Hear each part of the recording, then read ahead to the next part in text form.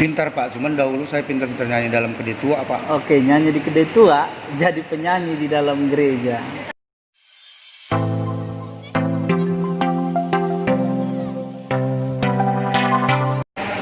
Baik, shalom saudara seiman yang diberkati oleh Tuhan. Kita bersyukur hari ini kita boleh kembali lagi dalam kesaksian pertobatan yang dialami anak-anak Tuhan. Hari ini kita ada bersama dengan seorang bapak, dan hari ini kita akan sharing dan diskusi dengan bapak ini. Baik, langsung saja mari kita dengarkan diskusi kita bersama dengan abang ini. Shalom Bang. Shalom Pak. Apa kabar Bang? Sehat Pak, luar biasa, diberkati Tuhan Pak. Amin. Yes. Baik, hari ini kita akan ngobrol-ngobrol ya Bang ya, diskusi, dan lebih dalam lagi kita akan bersaksi tentang pengalaman hidup kita. Abang siap Abang ya? Siap Pak. Baik. Pertama-tama Bang, sudah berapa lama menjalani hukuman Bang? 3 tahun 3 bulan Pak. 3 tahun 3 bulan. Kalau boleh tahu, vonisnya berapa lama Bang? 7 tahun, subsidiar 6 bulan Pak. Jadi semua 7 tahun 6 bulan. 7 tahun 6 bulan hukuman. Sudah dijalani 3 tahun 3 bulan. 3 bulan. Nah, baik, langsung saja Bang. Kalau boleh tahu ini Bang, apa kasus Abang sehingga Abang masuk ke dalam lapas? Narkoba Pak. Abang masuk karena narkoba. Iya, kalau boleh tahu Abang melakukan apa pada saat itu? Saya pas lagi pulang membeli narkoba Pak, di tengah jalan saya dicegat polisi. Abang membeli untuk apa?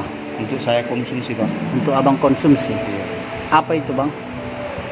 Narkobanya jenis sabu-sabu Pak. Sabu-sabu. Berarti Abang ini dulu pemakai sabu dan sedang beli lalu dijegat polisi. Iya Bang ya? Siap Pak. Dan ditangkap. Iya Pak. Berarti Abang bukan pengedar? Bukan Pak. Bukan, pemakai. Pak. Baik. Dan juga pasal yang dikenakan pemakai. Pemakai. Baik. Nah, Abang waktu masuk ke dalam lapas penjara, pada saat itu bagaimana perasaan Abang? Ya, pada saat saya masuk dalam ke lapas Pak, pertama saya takut Pak. Gimana situasi di lapas itu? Saya kan belum pernah masuk ke lapas Tanjung Kusa ini Pak. Berarti ada ketakutan? Ada Pak. Nah, saya mau bertanya nih Bang, kenapa Abang dulu nyabu? Ya, karena saya untuk menghilangkan pikiran saya Pak. Jadi sabu itu saya konsumsi biar supaya saya itu biar mudah untuk mendapatkan sesuatu lah Pak. Supaya pikiran Abang tenang? Tenang Pak ya. Baik. Jadi karena pakai sabu jadi ada lebih kenikmatan ya? Iya, kenikmatan. Kalau boleh tahu dulu Abang itu orangnya gimana? Saya dulu pemakai sabu Pak. Ya, bandelnya cukup bandel juga Pak. Bandel Pakai juga. sabu, mencuri, ya, hampir semua kejahatan saya lakukan Pak. Baik. Mungkin itu karena Abang pakai sabu jadi banyak kejahatan. Iya Pak. Nah saudara seiman, inilah kisah Abang ini, kesaksiannya dulu sampai dia masuk dalam penjara. Backgroundnya bagaimana? Baik Bang, bagaimana pengalaman Abang sehingga Abang bisa menjadi pelayan Tuhan dan aktif di gereja lapas? Pengalaman saya Pak, sesudah saya dikirim ke lapas ini Pak, saya kan membawa Alkitab Pak. Saya tidak mengerti Pak maksud firman Tuhan ini, Alkitab ini. Saya rajin membaca Alkitab ini Pak. Saya sering menyanyi pujian rohani di kamar Pak. Iya. Pada saat tengah malam Pak, saya mengalami perjumpaan dengan Tuhan Pak. Oh. Di kamar. Iya. Perjumpaan saya dengan Tuhan itu Pak, saya pertama tidak mengerti apa maksud Tuhan itu sehingga dia mau berjumpakan dengan saya Pak. Iya, iya. Lalu saya setelah pagi Pak, saya sering rajin kebaktian Pak, mendengarkan Ibadah. Iya, ibadah Pak. Baik, saya potong sedikit.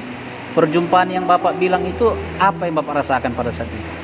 Saya merasakan berjumpa dengan Tuhan itu, saya merasakan ada ketenangan Pak, mengalami perjumpaan dengan Tuhan itu Pak. Oh, berarti bukan jumpa gitu, bukan? Bukan Tapi mimpi Pak. seperti merasakan sesuatu kedamaian. Iya Pak. Dan itu rasanya datang dari Tuhan. Iya Pak. Baik. Jadi Abang ini merasakan sebuah kedamaian yang luar biasa, dan itu datang dari Tuhan, dan itulah yang disebut perjumpaan dengan Tuhan. Mulai dari titik itu abang mulai rajin Rajin saya beribadah Pak, hampir setiap hari Pak. setiap hari, karena memang saudara kita ada ibadah setiap hari di lapas. Nah, lanjut bang. Saya sering beribadah Pak, mendengarkan firman Tuhan yang disampaikan oleh hamba Tuhan. Lalu saya mengerti Pak, apa arti dari firman Tuhan itu. Ketika itu hamba Tuhan menyampaikan, bertobatlah sebab kerajaan surga sudah dekat. Saya berpikir terus Pak, saya renungkan mengerti firman Tuhan terus itu. Nah, setelah berjumpa dengan Tuhan, setelah ibadah setiap hari, bagaimana selanjutnya? Selanjutnya saya meminta kekuatan kepada Tuhan Pak, biar supaya saya bisa meninggalkan segala yang saya pakai mengkonsumsi narkoba, seperti narkoba, rokok, minuman keras. Saya minta kekuatan kepada Tuhan Pak, biar supaya saya bisa dikuatkan untuk meninggalkan semuanya itu Pak.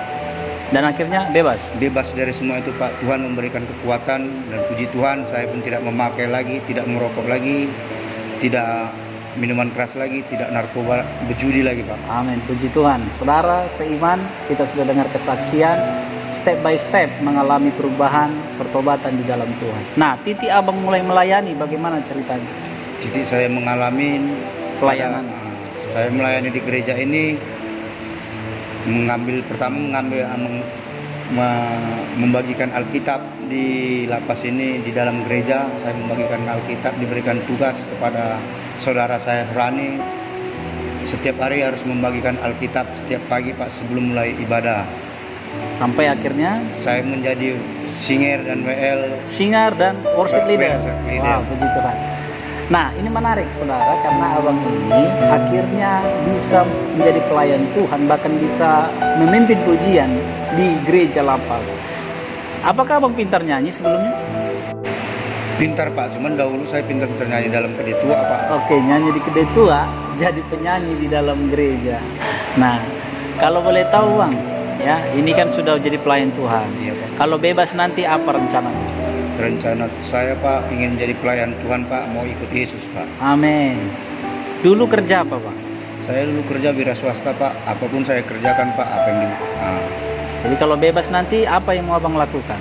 saya ingin jadi pelayan Tuhan Pak, ingin melayani Tuhan, ingin memberitakan Injil Pak kepada Amin. saudara-saudara seiman Pak. Berarti bekerja di ladang Tuhan? Iya Pak. Wow, puji Tuhan.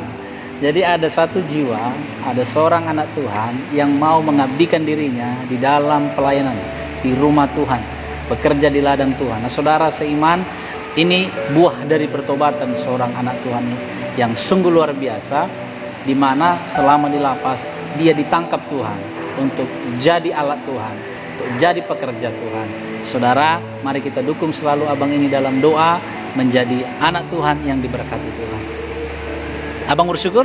Bersyukur Pak, puji Tuhan, saya mengucap syukur kepada Tuhan karena Tuhan sudah menangkap saya dan menempatkan saya di lapas kelas 1 Tanjung Pusta ini Pak. Baik, terima kasih, Tuhan Yesus memberkati. Shalom.